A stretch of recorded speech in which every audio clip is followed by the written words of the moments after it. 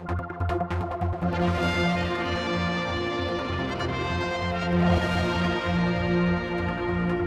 with me is Dr Ian Phillips from the University of Birmingham, who is over here for the memorial service on Friday.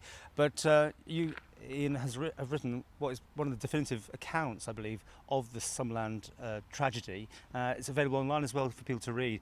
Yet you weren't even born when this happened, so why are you involved? My mother read me an account of the fire when I was only 10 years old, and what particularly interested me was that Summerland was a new building built out of new materials. And if the disaster had not happened, Summerland might have been replicated, albeit to a slightly different design on the mainland.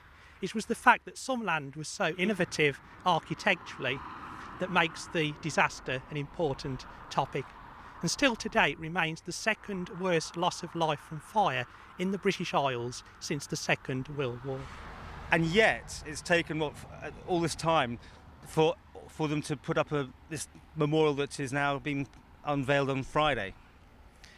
Yes, I think that the 1998 memorial made one fatal mistake. It used the vague words "in memory of all those who lost their lives" instead of stating that 50 people died.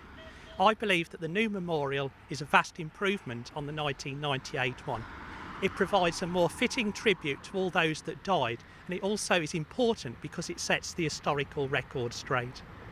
I mean, for a long time, the numbers were sometimes 49, sometimes 50. There seems to be quite a blanket on the whole thing. If a tragedy like this happened today, it would get much more exposure, much more investigations into it, don't you think, as well? Summerland, compared to other British fire disasters, receives much less attention.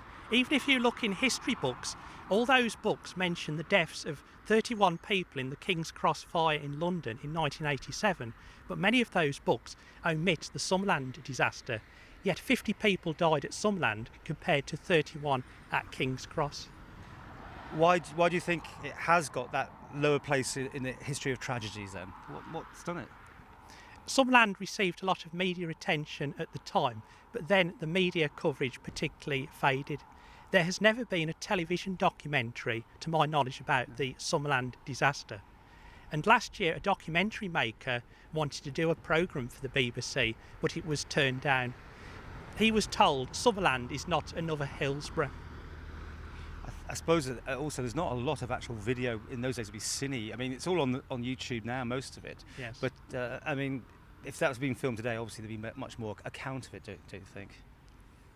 Yes, there is less media, there is less film footage of the Summerland disaster, Summerland fire. Perhaps if it had happened in London or a major city, the film crews would have been there much more quickly. Now, overall, there was no particular blame laid anywhere, but in your book, did you come to the same conclusions? In my book, I tried to remain objective, but I've had a lot of contact with John Webb. John Webb was from the Fire Research Station team, and he came over to the island in the week after the fire to investigate the causes.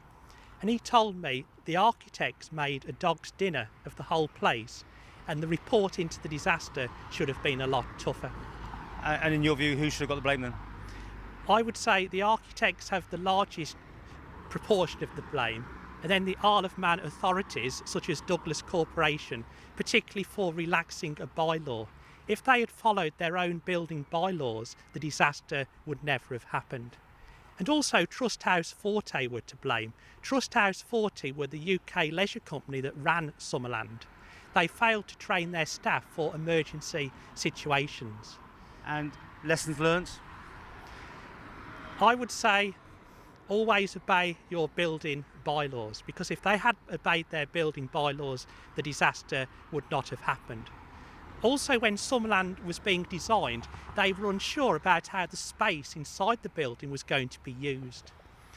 When planning a building, it's important to know the use of inside of the building before you can decide on the design and the staircases and how they had been located.